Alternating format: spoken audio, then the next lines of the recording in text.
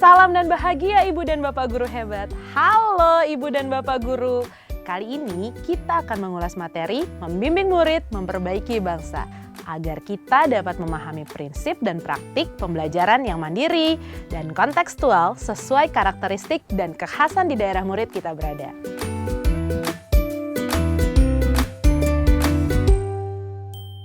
Murid seringkali merasa senang dan bangga ketika guru mengkonversi pemahaman pengetahuannya dalam belajar dengan angka-angka penilaian. Semakin tinggi nilai angka, semakin dianggap pintar dan cerdas. Sebaliknya, semakin rendah nilai angka, semakin dianggap tidak pintar atau tidak cerdas. Hal ini dapat berdampak pada motivasi belajar murid yang cenderung fokus mendapatkan penilaian angka tinggi dari guru dan berkompetisi atau bersaing dengan teman-temannya. Belum lagi sistem pemeringkatan kelas yang dilakukan oleh guru. Itu juga menjadi salah satu pengaruh motivasi belajar murid. Sebenarnya, niat apresiasi kepada murid bukanlah hal yang buruk jika dilakukan dengan menggunakan prinsip-prinsip yang berpihak pada anak atau murid. Akan tetapi, masih banyak dari kita pendidik yang belum memahami prinsip berpihak pada murid tersebut. Bagaimana perasaan murid ketika ia mendapatkan peringkat paling bawah di kelasnya atau mendapatkan nilai ujian yang paling rendah. Kemudian diumumkan di dalam kelas tanpa pengertian atau penguatan dari guru dengan tepat. Kecenderungan mengandalkan ujian atau evaluasi sumatif tanpa didasari atas pemahaman tentang penilaian itu sendiri dapat menjadi bumerang dan sangat merugikan murid. Bahkan dapat melemahkan potensi dan kekuatannya. Proses demi proses yang dilalui murid dalam mencari dan membangun pengetahuan dan pemahamannya juga sebaiknya menjadi perhatian utama para guru. Dari sanalah guru dapat melakukan penilaian proses belajar atau formatif yang juga dapat digunakan untuk membantu merefleksikan pembelajaran yang disusunnya. Sehingga semangat perbaikan terus-menerus dapat diinternalisasikan dalam diri dan menjadi pegangan pada setiap pendidik. Budaya-budaya seperti memberikan nilai dengan angka dan membuat peringkat kelas sebaiknya dapat diubah dengan sistem penilaian dan apresiasi yang tidak membuat harkat dan martabat anak atau murid terkoyak dan memahami tujuan pengukuran atau penilaian itu sendiri. Penilaian atau pengukuran dimaksudkan untuk mengukur hasil atau dampak dari implementasi pembelajaran dari sudut pandang murid. Maka, murid sebagai pusat pembelajaran bukan hanya sebatas semboyan atau jargon, tetapi juga dapat termanifestasikan ke dalam proses belajar murid sehari-hari. Misalnya, membimbing murid untuk membangun koneksi dan konteks belajar terhadap dirinya sehingga ia mampu menentukan tujuan belajarnya. Menciptakan lingkungan belajar yang kondusif dan menyenangkan sehingga murid berani bertanya dan berpendapat ketika ia ingin mengetahui dan memaknai sesuatu dapat difasilitasi dengan baik.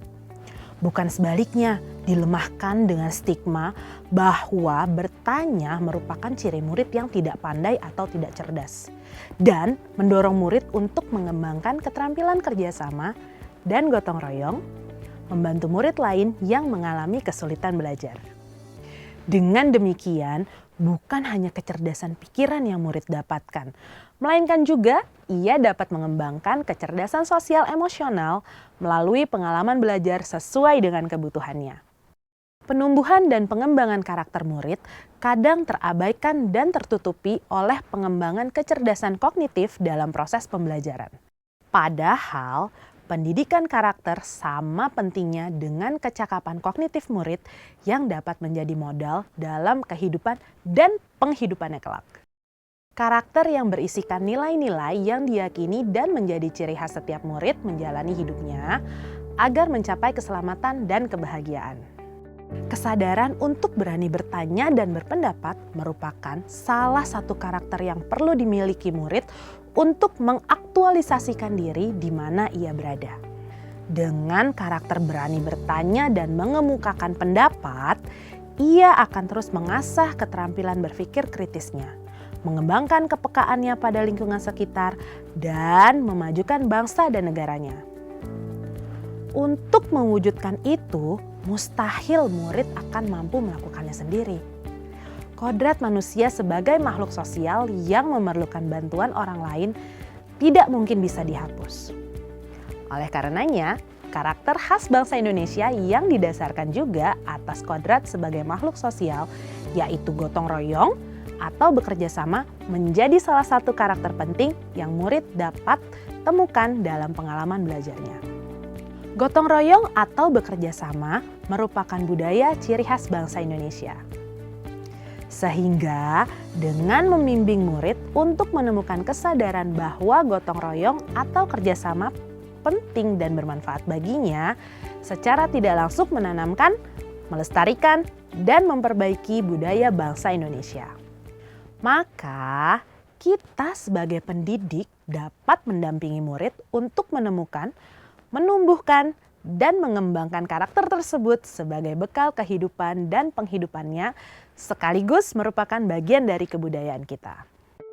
Dalam pembelajaran misalnya, kita dapat melihat bagaimana guru membuka kesempatan kepada murid seluas-luasnya untuk bertanya hal yang murid ingin ketahui dan menempatkan dirinya sebagai partner diskusi atau bertukar pikiran. Selain itu, guru juga dapat memberikan apresiasi terhadap segala pertanyaan dan pendapat yang dikemukakan oleh murid tanpa membeda-bedakan antara murid yang satu dengan murid yang lainnya. Contoh lain, ketika guru merencanakan pembelajaran dengan melibatkan murid untuk menentukan tujuan belajarnya, melibatkan murid dalam proses belajarnya, dan melibatkan murid dalam mengevaluasi belajarnya dengan formulir penilaian diri misalnya.